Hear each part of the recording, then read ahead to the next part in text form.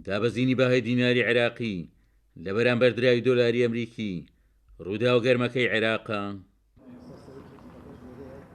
مامۆستایانی زانکۆی چەرم و ئەو ڕێکاری حکوومەتی عێراق بەکارێکی پێشبینی کراو دەزانن، بەڵام پێشیان وایە کە ئەو بڕیارە بێکاردانەوەش تێپەڕ نابێت.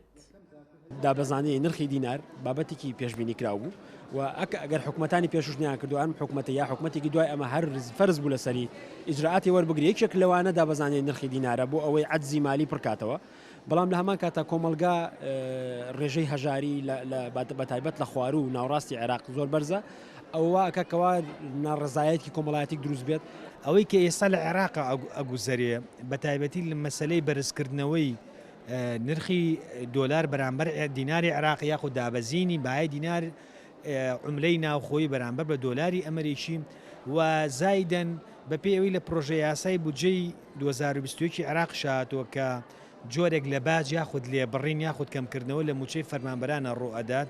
ئەمە ئەو تەحەدیاتە گەورە و جودیانەیە کە بۆ یەکەم جار لە دوای ساڵی 2023ەوە ڕوبەڕووی ئەو حکوومەتە پێگاتە ئاڵۆزەی عێراق بێتەوە. پێشبینیکردن بۆ دۆخی عێراق قورسە، چونکە عێراق نا خاوەنی بڕیاری یەکلایەنە و سربەخۆی خۆیەتی، نا خاوەنی ئیرادیەکی سیاسی یەکگرتووە. مامۆستایەکی دیکەی زانکۆش پێی وایە لەگەڵ تێپەڕبوونی کات و دەرکەوتنی کاردانەوەکان ئەنجامدانی گۆڕانکاری بەسەر ناوەڕۆکی بڕیارەکەی عێراق ئەویش کارێکی چاوەڕوان کراوە.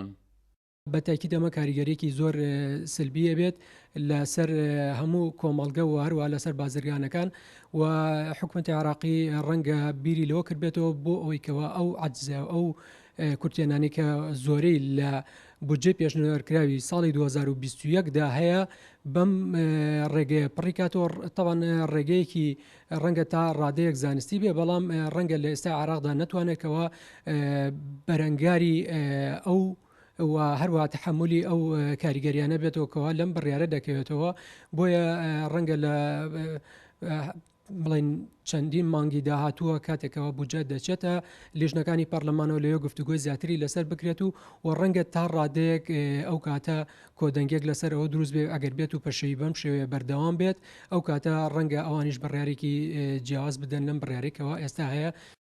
وەک چاودێرانی سیاسی ئاماژەی بۆ دەکەن بڕیاری دابەزینی بەهای دینار لە بەرامبەر دۆلار کاریگەری لەسەر ڕەوشی هەڵبژاردنەکانی داهاتوو لە عێراق دەکات و دەبێتە دوروشمی هەندێک لایەن بۆ شکانەوەی هەندێک لایەنی تر لە بانگەشەکانی هەڵبژاردندا. عومەر غەریب، کورسات نیوز، چەمچەماڵ.